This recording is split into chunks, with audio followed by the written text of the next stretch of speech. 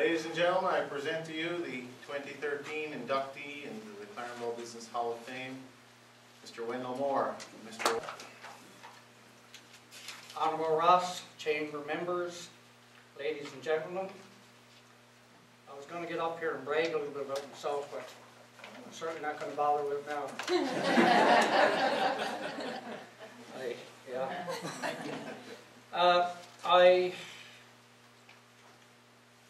I want to talk here briefly about, and I don't want to sound pretentious, but I want to talk briefly about my experience in terms of the accounting practice in particular, and to a lesser degree the other things of smaller contributions I've made to business.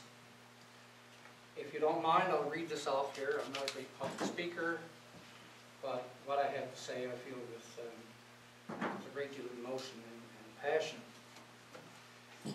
Tonight I will not pretend to be able to describe the factors that will likely assure success in business, that will only result in receiving an honor such as this. These factors normally include integrity, determination, energy, communication skills, intelligence, compassion, and a host of other principles whose combination can best be detailed by the captains of industry and perhaps an academic or two at some other time. For my part tonight, I merely relate some general personal thoughts on my own career path and to thank those who made it possible. And I'm glad Kevin, I had no idea what Kevin was going to say about me. He said worse. But anyway, I'm really glad that he sort of emphasized in there what I felt and what I was most happy doing in my accounting career. And that was helping out the students, I guess if you want to call it that, and also to help new entrepreneurs get a leg up and get it moving. The first and most important step in choosing an area of endeavor is to choose a field that you really love with a passion, whether it's because of the challenge, the adventure, the community involvement, or some other valid reasons. Forget the side issues and jump into both fields. That's what you feel you love to do, do it. Don't get too wrapped up in the risk attached to it. You don't want to be a fool, but you want to, if you like doing that, jump in with a passion. At all times, I was very lucky, at all times in the early days of my training and education, I knew exactly what I wanted to do. So it was hell-bent for leather to do that, and I think it's turned out fairly well for me. And what I wanted to do was to be as much assistance as I could be to the best of my abilities and energy in the business world. At home, here. The reference Kevin was making to British Columbia and so on, that was a course I took in terms of rounding up my education. So in short, I wanted to return home to establish a practice through which I could train new entrants into the business field and personally assist new businesses during startup and difficult periods, and of course, to help establish business and meet certain challenges. So over the years, the other businesses I have been associated with were not exactly incidental, but my heart and soul remained with the accounting profession. And so having spent some time in BC, and I won't get into any of my bio, that kind of thing, like I said, I want to keep this kind of personal comments, and some humor with respect to certain people. I'll get you later, Kevin, but not tonight. But having spent some time in St. John's, and Grand Falls, and British Columbia, and Toronto, studying and working, I was starting to feel pretty good about my new gained knowledge and how I was going to apply it when I got home. So I was fired up and ready to go. So pretty well at the end of the line now in terms of getting my designation. And I say that point about feeling pretty good about my new gained knowledge. I want to make that point because a little further on, that'll be important to a little humorous line that I have to give.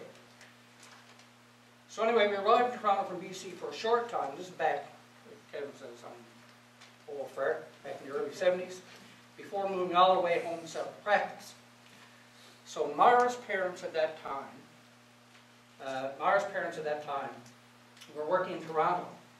My father-in-law, God love his heart, he's gone now, but But he, not much education, but really not only clever, but he was very wise. And anyway, over the years, Norman had been following with interest all this time that I was spending getting an education and working. It seemed like a long time, I guess, to him, right, that I was doing this. So anyway, the routine was when Norman and I talked, first thing to say, boys, it must be some tough studying and working at the same time. Well, I guess you're getting close now. And this had gone on for years. I guess he was trying to figure out where the hell this was headed, right? So sitting on the sofa in Lawrence Avenue in Scarborough, this is back in early 70s, it was 73, I guess, something, just about 72, just working back home. Norm asked me again, how are you doing, boy? Getting any closer now? Meaning, I guess, designation, and what to him seemed like, you know, going to work full time. And I said, yes, Norm, boy, I'm almost there. And Norm says to me, this goes back to how good I was feeling about all the stuff I was learning in that, right?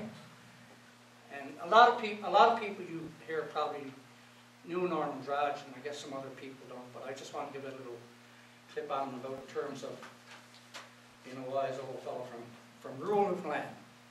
And he had the lingo to go with it, of course, and you'll appreciate that now. And I said, yes, Norm, boy, I'm almost done.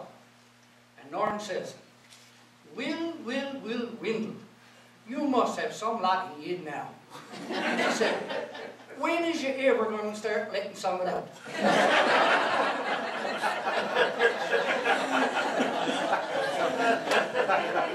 That was 40 years ago, and I'm still wondering what he was saying to me. But anyway, if he wasn't such a compassionate and an understanding and caring fellow, I would say he was kind of dumping on me a bit there, I think, because, you know, for all that glorified education, you don't seem to be all that buddy right. But anyway, folks, I came home and let some of that be in. And so armed with that passion and information, this is the way it goes, folks. You do your own thing. You work away, and perhaps occasionally the thought crosses your mind, by God, this is pretty good. I love doing this stuff, and I'm glad this is what I decided to do, rather than stay in Toronto. And as my dear old departed friend Eric Martin said, why am I talking to all these departed people? I was like, but anyway, Eric Martin said, rather than stay in Toronto, and of course it's okay if that's what you want, put on your 13-piece suit, he would say, and go to work. So anyway, occasionally the thought crossed your mind that, okay, I'm really happy with all this. And the years go by quickly. No thoughts of whether anybody's looking at it, you know, noticing what you're doing. That doesn't come to mind. It just doesn't enter your head. And then one day, you're recognized by the business community in this manner. And I tell you, it floors you. It really floors you. And it's a fantastic feeling and honor. Excuse me. This may seem like an oversimplification, and indeed it might be. There are many other factors I noted earlier, but for a number of reasons I'm not going to deliver a lecture or a sermon on that. I will simply say that key to being named to an honor such as this is passion for what you do, and I'm so honored to receive this induction into the Business Hall of Fame. When I look at the list of those who have preceded me, you know, you have to be absolutely humble. And I wish to thank the Chamber for this wonderful honor. I have to note in passing, though, that Bob Fuhr, of course, who's a giant in business, was inducted last year. And of course, for years, when people ask you about your health, the common reply to a lot of people, at least on my wife, said, hundreds of times, I'm one step ahead of the Undertaker. Well, guess what? I'm behind the bunch. But you know, it's still pretty damn good. I wish to thank all the people who have helped me along the way. There's no question that I'm the smallest part of that process of getting me to this point. And I want to name the people and I'm extremely grateful for. And these are the students and staff who over the years have made it a joy for me to participate in the training and educational process with them. The business community, particularly the young new young entrepreneurs, as well as the establishments, of course, who presented me with the opportunity to participate in meeting challenges, solving problems. In other words, in my humble opinion, being helpful. Also, friends and family, of course, particularly my wife, Mara, who for a number of years, jokingly, I think jokingly, referred to me as a minister of free services. In our profession, there's an honor designation. Richard Power is one, a fellow chartered accountant, and it gives, within the Institute, it recognizes people who have made exceptional contributions in the community and so on. It's called an FCA. FCA. Mara, for a number of years, couldn't figure out why I didn't have one of those, because she thought I meant a free CA. Anyway, thank you, Mara. And to other friends who have shared a few precious hours when I was not tied up in other matters. Right, Dennis? And on a very, very personal and humorous note, and I'm going to wind this up very quickly, I want to thank my mother-in-law for letting so many of her friends know that I'm being, as she so proudly told all her friends who care to listen, I'm being duct taped into the hall.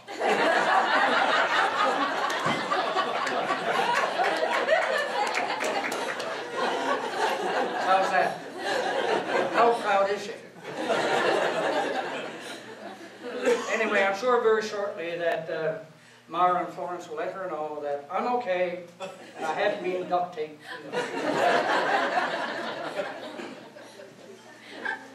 With respect to the other end of it, and you try to do what you do, whether it be in business or help other people who you figure you can't help with, I've also had a personal goal. I've attempted on a very low-key basis. I'm not.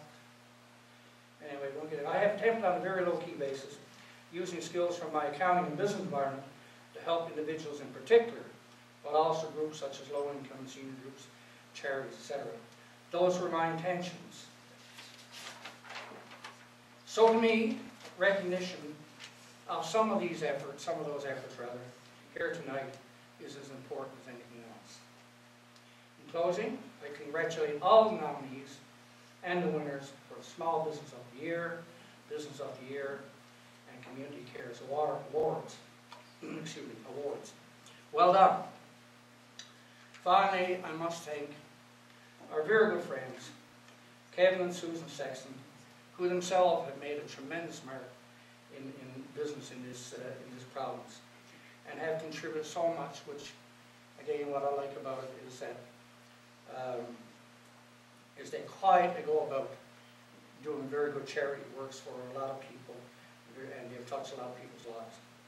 And on top of all that, you've such good friends to boot. Thank you so much, Susan and Kevin. Once again, thank you all so very much.